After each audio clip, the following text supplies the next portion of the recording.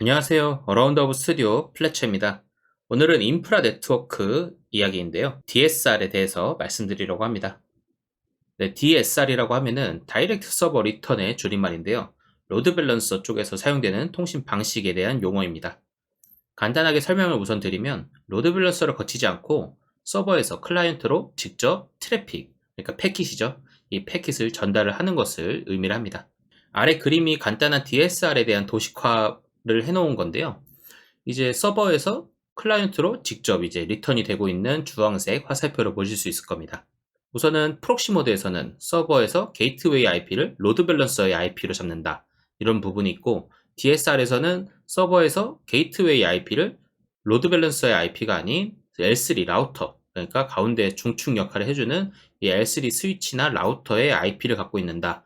이런 점이 있고요. 그리고 이제 서버에서 루프백 IP를 설정을 하냐 안 하냐의 차이점도 있는데요.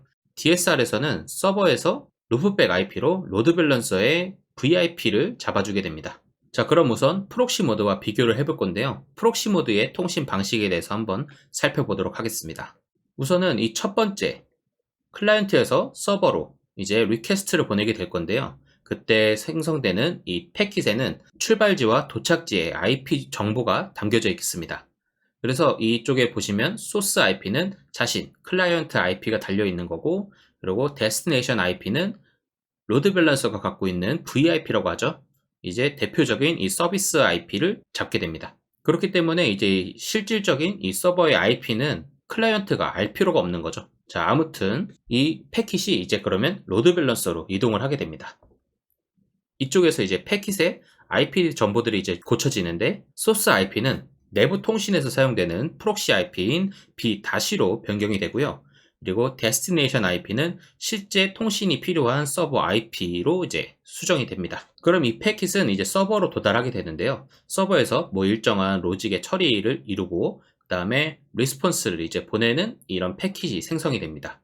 여기 이 패킷에는 소스 IP는 실제 본인 서버 IP가 이제 달리게 되고, 데스티네이션 IP에는 로드 밸런서로 이제 도착을 하기 위한 B-라는 IP가 들어가게 됩니다. 자, 그래서 이 네 번째, 이제 소스 IP와 데스티네이션 IP가 어떻게 바뀌냐? 아까 서버에서 리스폰스로 만들어 놓은 이 패킷이 로드 밸런서로 들어오면서 다시 이제 클라이언트로 보낼 준비를 하게 되는데요.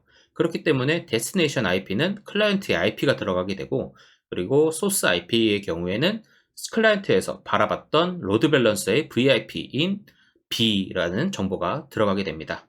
그러면은 정상적으로 인터넷을 거쳐서 클라이언트 IP로 도달을 하게 되는 이러한 방식입니다. 이제 프록시라는 것 자체가 어떻게 보면은 조금 이제 내부 통신을 위한 그러한 서비스 개념들을 프록시라고 보통 표현을 하잖아요. 그렇기 때문에 이쪽에서는 두 뭉텅이로 이제 구분을 할 수가 있는데요. 이제 인터넷 그리고 이 내부망 이렇게 두 군데로 구분을 해서 이 클라이언트에서 로드 밸런서 이쪽은 A와 B라는 이 IP 정보만 갖고 있으면 통신이 된다라는 점, 그리고 로드 밸런서로 들어왔을 때 이제 이 서버와의 통신을 위해서 프록시 IP라고 하는 이 내부망의 IP를 사용을 해서 서버와 통신을 한다는 점, 이렇게 두 가지로 구역을 나눠서 구분을 해볼 수가 있습니다. 여기서 이제 특징적인 거는 이 서버에서 게이트웨이 IP로 이 로드 밸런서의 IP를 잡는다라는 점입니다. 자, 그럼 이제 DSR 모드를 한번 봐야겠죠. DSR 모드도 우선 인터넷 쪽의 설정은 그대로입니다.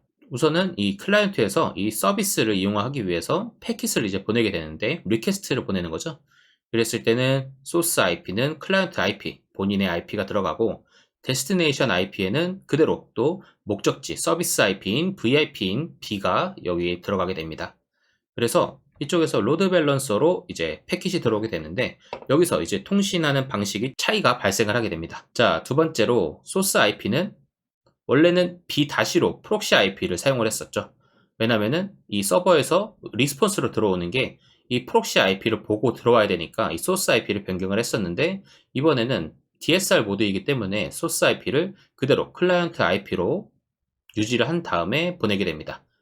데스티네이션 IP는 물론 이제 서버로 보내야 하기 때문에 C로 변경을 해줍니다. 자, 그러면은 서버로 들어간 이 패킷은 일정 처리가 이루어진 후에 다시 리스폰스를 하게 되는데요. 그때 소스 IP와 데스티네이션 IP를 보면은 여기서 이제 서버에는 루프백 IP라고 하는 이 VIP가 들어가 있는데요.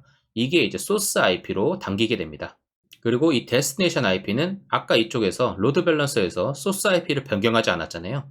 그래서 클라이언트 IP가 그대로 데스티네이션 IP로 들어가게 됩니다. 그리고 여기서 또 차이는 게이트웨이를 L3 라우터 쪽에 있는 IP로 잡는다라는 점. 그래서 이 서버에서 L3 라우터를 거쳐서 클라이언트 IP로 바로 보낼 수 있는 패킷을 만들게 됩니다. 그래서 도착을 하게 되면은 클라이언트 IP 데스티네이션으로 잡혀 있는 게 있고, 그리고 소스 IP는 아까 이 클라이언트에서 보냈던 이 VIP인 이 B라는 정보가 들어가 있는 것을 볼 수가 있습니다.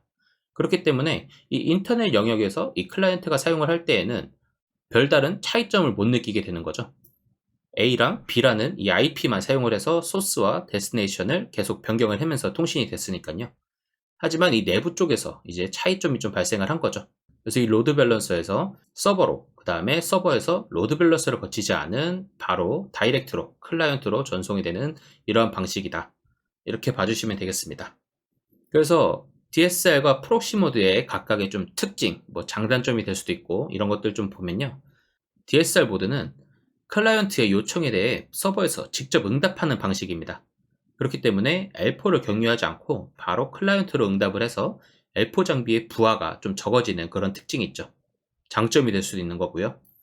그렇기 때문에 응답 속도가 비교적 빠를 수밖에 없습니다.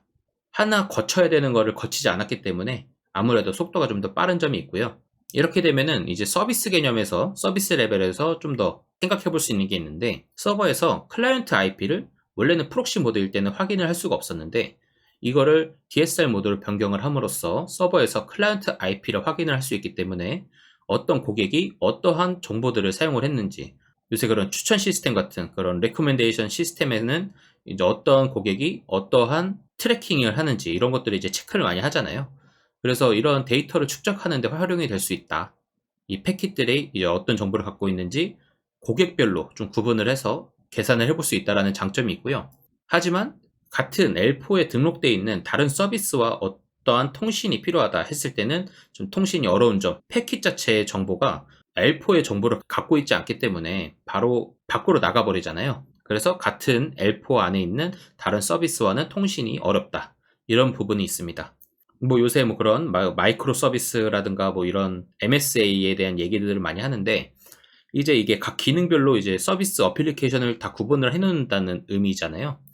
이제 그런 어플리케이션들이 다 나눠져 있을 때 각각 막 통신이 필요하다. 이러한 아키텍처를 갖고 있을 때에는 이런 DSR 방식을 사용하기가 어렵습니다. 그렇기 때문에 이제 프록시 모드를 사용하게 되는데, 이 프록시 모드의 간단한 특징을 또 보면은 클라이언트의 요청과 응답이 모두 로드 밸런서로 통과를 하는 방식이고, 모든 통신 과정에서 L4를 거치기 때문에 좀 어느 정도 로드 밸런서가 부하를 좀 가질 수가 있다. 이런 점이 있고요.